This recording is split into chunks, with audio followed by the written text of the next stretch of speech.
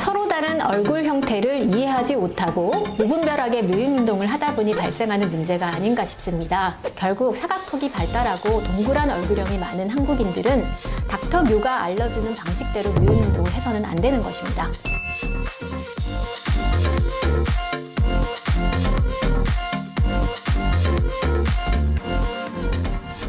안녕하세요. 얼핏닥터 신정민 원장입니다. 몇 년 사이에 유튜브를 통해 급속도로 확산된 묘행 운동을 장기간 반복한 후 턱관절 장애가 심해진 환자분이 요 며칠 사이에 두 분이나 저를 찾아오셨는데요. 사실 묘행 운동의 부작용으로 볼 수 있는 이런 문제들은 진료 현장에서 심심치 않게 만나게 됩니다. 오늘 영상은 우리가 알고 있는 묘행 운동의 문제점과 부작용 없이 묘행 운동을 활용할 수 있는 팁을 몇 가지 알려드리도록 하겠습니다. 묘행 운동은 치과의사 닥터뮤가 고안한 혀 근기능 개선 운동법으로 이를 꾸준히 반복한 뒤 얼굴 라인이 바뀌고 턱 모양이 좋아졌다, 비염과 코골이가 좋아졌다 등 긍정적인 평가가 상당히 많습니다. 저는 많은 부분 닥터뮤 의견에 공감하지만 실제 활용법에 있어서 조금은 다른 의견을 갖고 있습니다. 혀 근육을 다양한 방향으로 단련시키는 것은 얼굴 근육, 특히 혀밑바닥 근육의 탄력도를 올리고 에어웨이를 확보해 구강 구조가 기능적으로 좋아져 비염과 코골이를 개선하는 데 의미가 있고, 개선된 근기능은 바른 얼굴 성장에 원동력이 되는 것으로 생각하고 있으며, 얼굴 교정을 위해 혀 근기능 운동법을 다른 치료법과 결합해 적극적으로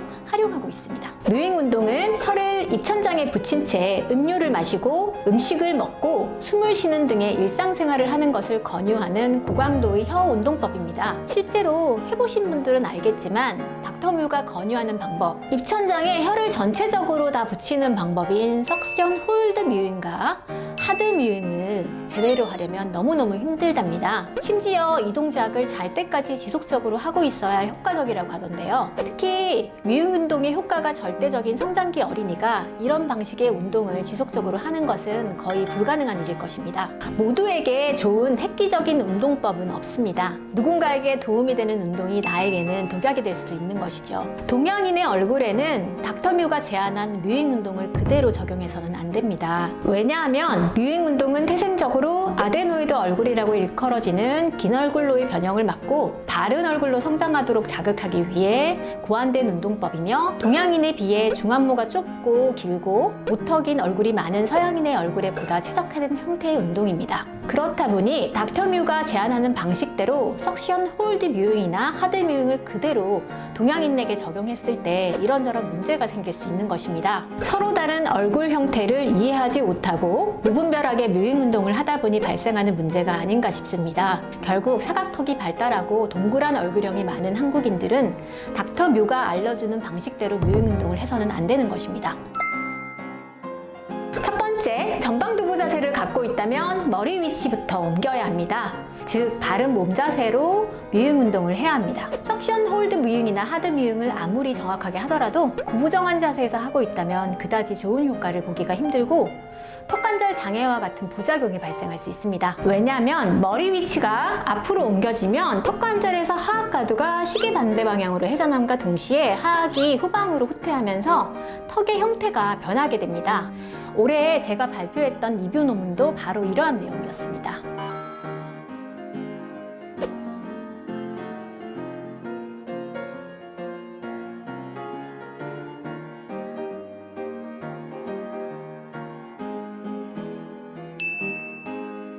혀를 위로 당기는 힘과 반대 방향의 힘이 하악에 가해지기 때문에 묘행의 운동 효과를 상쇄시킬 수 있는 것입니다. 전방두부 자세를 갖고 있다면 묘행 운동을 하기 전에 턱 밀기 스트레칭을 먼저 하시면 좋을 것 같습니다. 어떻게 하시는지 함께 보실까요?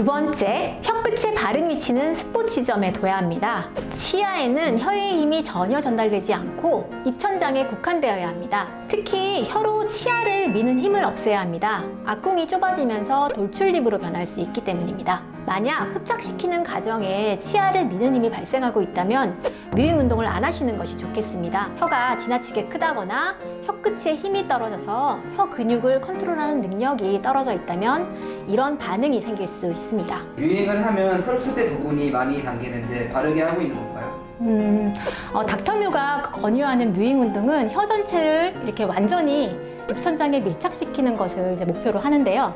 이게 이제 가능하려면 혀 전체 근육을 컨트롤할 수 있어야 하고, 그리고 설소대가 유연성이 좋아야 되는데, 만약에 설소대 부분에서 긴장감이 많이 느껴진다라고 하면은 설소대가 짧을 가능성이 많습니다. 그래서 이제 발음이나 만약에 이제 식사할 때 문제를 일으킬 정도라면 이거를 이제 설소대 단축증이라고 의심할 수 있고, 이런 경우는 이제 수술적으로 절제를 해야 되는 경우가 되게 많이 있습니다. 근데 이제 수술을 해야 되는 정도는 아니고 설소대가 짧고 긴장도가 조금 이제 크다, 이 정도가 경미하다라고 하면은 이제 뮤잉 운동을 해나가다 보면은 차츰차츰 이제 개선이 되는 경우가 많아요. 뮤잉을 해도 당기는 부분이 없고 불편감도 없다면 혀 근육이 정상인 건가요? 그런 경우는 뮤잉 운동을 하지 않아도 되나요? 당기는 부분이 없고 불편감이 없고 원하는 범위까지 혀를 충분히 협착시킬 수 있는 상태라면 혀 근육이 굉장히 이제 건강한 상태라고 보면 될 것 같은데요. 그렇다면 안 해도 되냐라는 질문은 좀 그런 게, 근력이라는 건 이제 운동하지 않으면 근손실은 일어날 수밖에 없는 거잖아요. 그래서 평소에도 이제 꾸준히 해주시는 게 답이라고 볼 수 있겠습니다.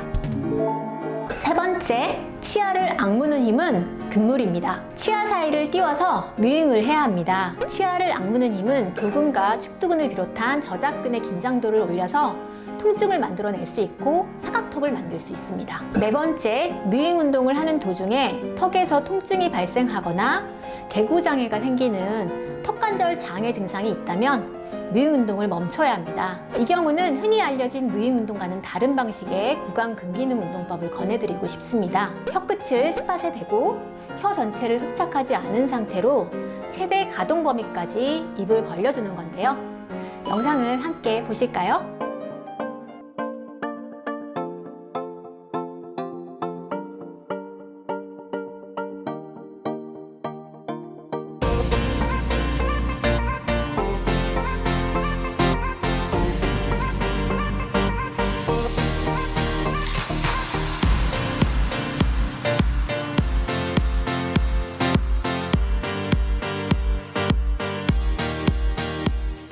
얼굴의 변형은 하악과 상악이 만나서 이루는 교합과 턱관절 불균형 현상과 이로 인해 파생되는 근기능 이상과 관련이 깊습니다. 턱관절은 안면부 근육 중 저작근과 유기적으로 관련되어 있으며 치아는 혀, 입술, 뺨 등의 구강주위 근육에 의해 항상 압력을 받고 있습니다. 치아와 턱관절은 기능적으로 연결되어 있고 턱관절의 변이는 경추의 변이를 일으키면서 전신 불균형으로 이어지게 됩니다. 그래서 건강한 호흡, 안정적인 교합, 바른 얼굴 성장이 가능하려면 구강 주위 근육의 압력이 균형 잡힌 상태로 유지되는 것이 중요합니다. 뮤잉 운동을 하면서 생기는 궁금증을 많은 분들이 댓글을 달아주셨는데요. 이에 대한 답변을 몇 가지 드려보도록 하겠습니다. 혀가 입천장에 밀착되면 입을 벌렸을 때 혀가 동그랗게 말려서 설소대만 중앙에서 정확하게 보이는 상태가 됩니다. 설소대 상태를 보면서 파악하시면 될 것 같습니다. 그렇습니다. 혀끝을 스포츠에 두는 것만으로도 혀밑바닥 근육을 강화하는 데 도움이 많이 됩니다. 혀밑바닥 근육을 끌어올리고 지탱하는 힘이 탄탄하게 길러지기 때문입니다. 입천장에 혀를 고정하면 혀밑바닥 근육이 단단해지고 혀끈과 교근 주변이 타이트해지는 느낌을 받게 되는데 이는 자연스러운 현상입니다. 걱정하지 않으셔도 될 것 같습니다. 제가 듣기로 엑소채님이 발음 때문에 설소대를 제거한 경험이 있고 신생아 때 설소대를 제거하는 사람들도 있는데 이런 부분이 혀 근육에 부정적인 영향을 줄 수 있나요? 설소대를 이걸 제거한 것 자체가 문제가 생기는 게 아니라 설수대가 짧은 것이 문제라고 말씀을 드려야 될 것 같아요. 혀가 이제 적절하게 기능하지 못한다면 음식을 씹고 삼키는 것이 부적절한 방식으로 일어나고 이제 발음을 만들어내는 조음이 힘들기 때문에 발음하는데도 문제가 발생할 수 있습니다. 그래서 이제 혀의 구조적 문제가 기능에 영향을 줄 수 있는 대표적인 병증이 바로 설소대 단축증이라고 알려진 텅타인데요. 텅타이는 설소대가 짧아져서 이 혀의 가동 범위가 제한되어 있는 유전적인 구조 문제인데요. 보통 설소대를 절단하는 수술적 요법으로 위치를 교정해주는 것이 보편적인데요. 증상이 경미한 경우라면 교정 운동을 통해 일정 부분 개선이 가능합니다. 이 텅타이는 텅타이를 보여줘야 되나? 이게 바로 텅타이 이런 식으로 해가지고 이게 바로 텅타이. 오늘은 미응 운동을 하면서 생길 수 있는 부작용과 이를 해결할 수 있는 여러 가지 팁들에 대해서 알아봤는데요. 도움이 되셨는지 모르겠네요. 이상 여러분들의 바른 얼굴을 찾아 건강을 드리는 얼핏 닥터 신정민 원장이었습니다.